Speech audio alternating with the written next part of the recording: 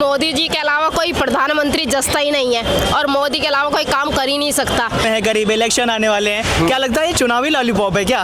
हाँ बिल्कुल बिल्कुल। अगर हिंदू ने जीना है तो वोट बीजेपी को देना है। इलेक्शन आएंगे वैसे वैसे चीजें थोड़ी सी सस्ती होती ही जाएंगी। अच्छा। नमस्कार, मैं हूं अविराज और आप देखना शुरू कर चुके हैं नेशनल न्यूज़। अभी हमारी मौजूदगी है राष्ट्रीय राजधानी दिल्ली के चांदनी चौक पर।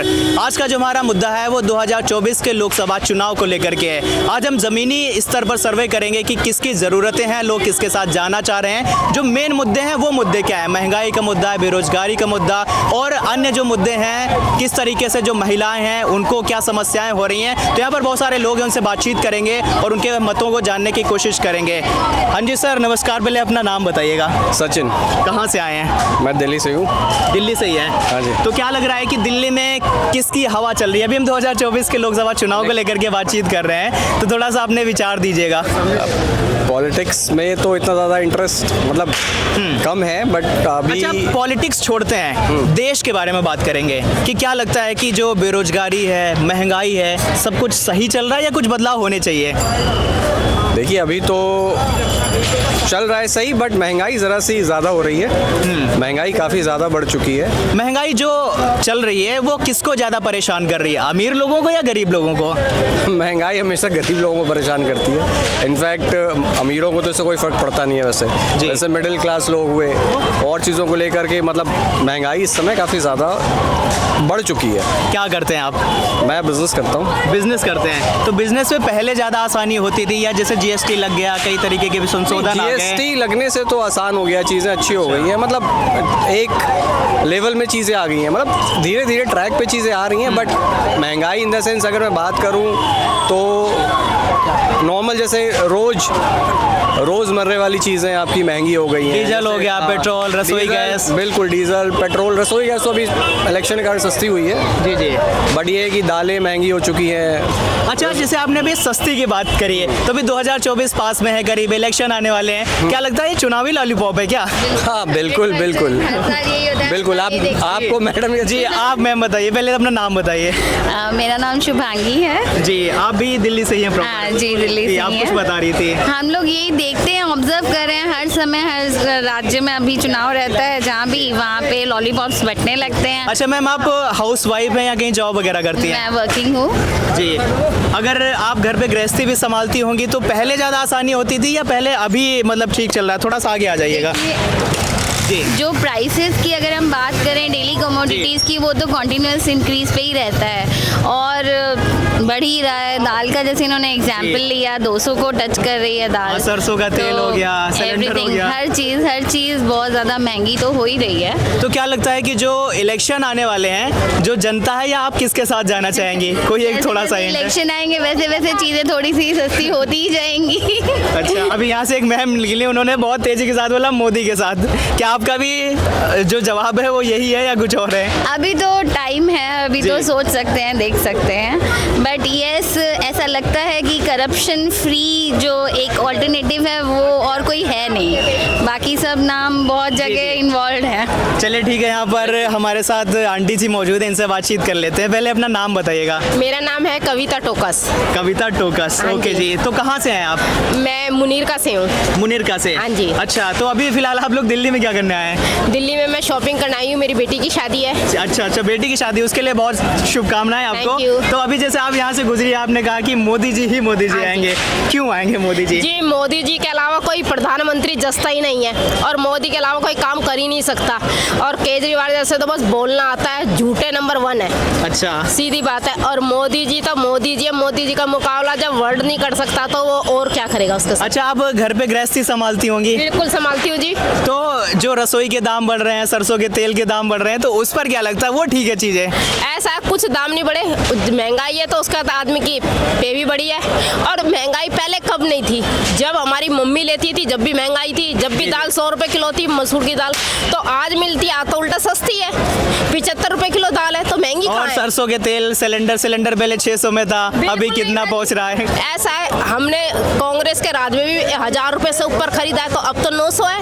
इसलिए जबरदस्ती क्या एक घड़ा फोड़ा जा रहा है कि नहीं महंगाई है। कोई महंगाई नहीं है, सब एक अमीर आदमी भी खा रहा है और एक गरीब भी खा रहा है। मैं तो साफ कहती हूँ। करती हूँ। अच्छा, तो क्या लगता है जो महिलाएं हैं वो बहुत सुचारू रूप से वोट करने जाती हैं? 2024 के इलेक्शन आने वाले हैं, तो महिलाएं किसकी तरफ जाना चाहेंगी? आप एक महिला हैं, आपके पॉइंट ऑफ व्यू से पूछ रहा हूँ मैं। जी, मैं तो मोदी जी के उससे जाऊंगी, अपने देश के बारे में देखूंगी पहले तो।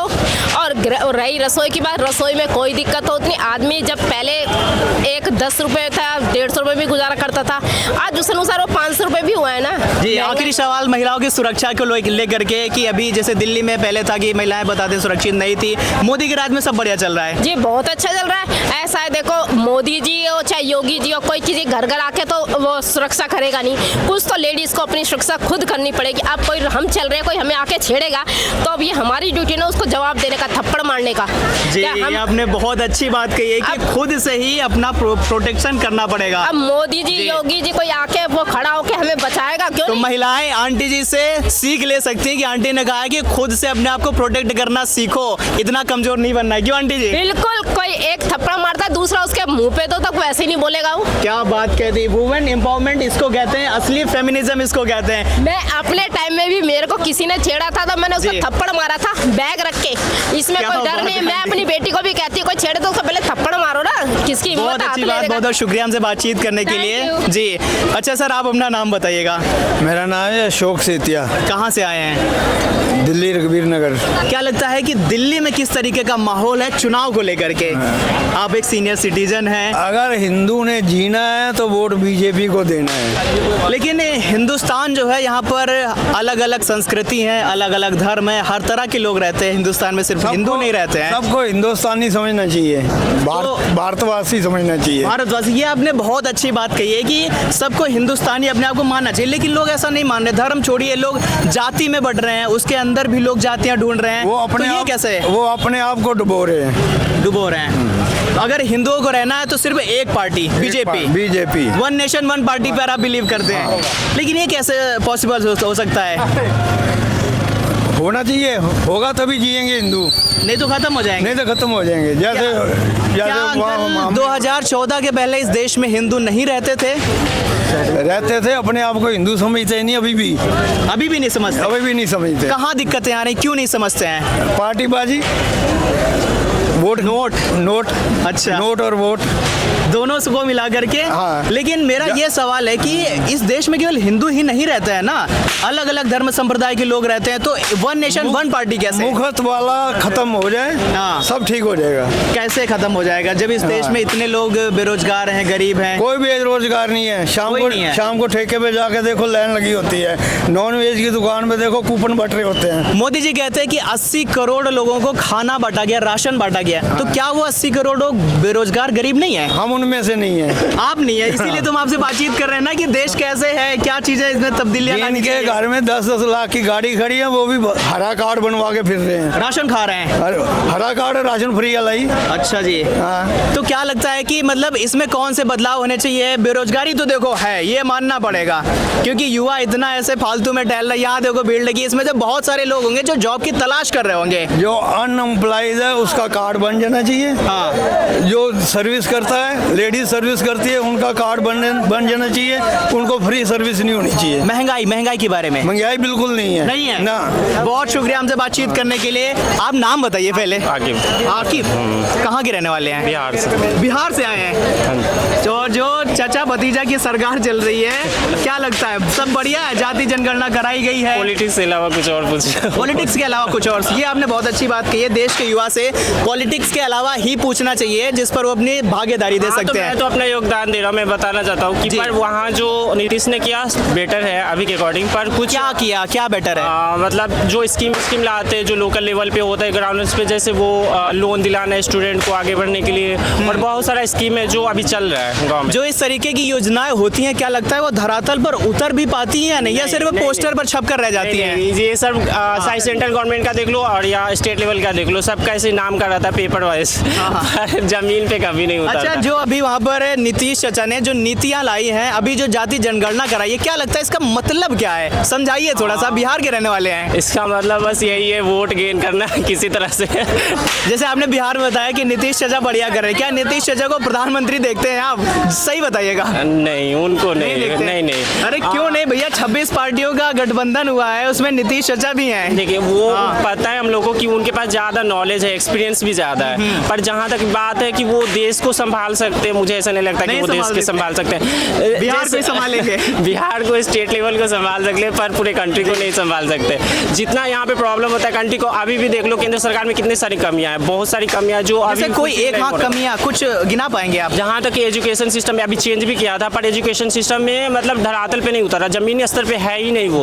कोई इंजीनियर डॉक्टर नीट क्लियर नहीं करना, सब नीट क्लियर करके ही डॉक्टर नहीं बनेगा, ठीक है, और जेईई मेंस क्लियर करके सब इंजीनियर ही नहीं बन जाएगा, ठीक है। अच्छी यूनिवर्सिटी में जाना ही बेटर नहीं अपॉर्चुनिटी होता है कि वहाँ जाके हमें अच्छा कुछ कर सकते लाइफ में, बहुत कुछ होता है। और जहाँ तक की बात है कि गाँव लेवल पे जो गरीबी है उस पर मैं कुछ कहना चाहता हूँ कि आप गाँव में जाके देख लो, आप यहाँ पर हो तो पता चल रहा है कि सब चंगा है, ठीक है, पर आप गाँव में जाओ वहाँ मतलब बहुत ही ज़्यादा मैंने देखा गाँव में कि ऐसे ऐसे लोग हैं ना जिनको खाने के लिए 2 वक्त की रोटी नहीं है, वो राशन भी मिलता है। राशन मैं बोलता हूँ 10 किलो मैं राशन मोदी जी को दे रहा हूँ, ठीक है, वो महीना गुजार ले, उसके बाद फिर वो डिसाइड करे कि मैं ज़िंदगी जीना चाहता हूँ कि नहीं। आप देख लो वहाँ के लोग कितने मतलब इसमें जी रहे हैं। शिक्षा में किस तरीके के बदलाव होने चाहिए? कुछ प्रैक्टिकल ज़्यादा होने चाहिए जिससे जो युवा हैं वो स्किल्स सीखें, कुछ बना, जैसे अन्य देशों में हम देखते हैं उनके पास स्किल्स होती है, वो कुछ काम करना सीख लेते हैं, हम सिर्फ किताबों पे ही लगे रहते हैं। यहाँ तो जैसे सरकारी जॉब के लिए ज़्यादातर लोग देखता है कि सरकारी जॉब चाहिए,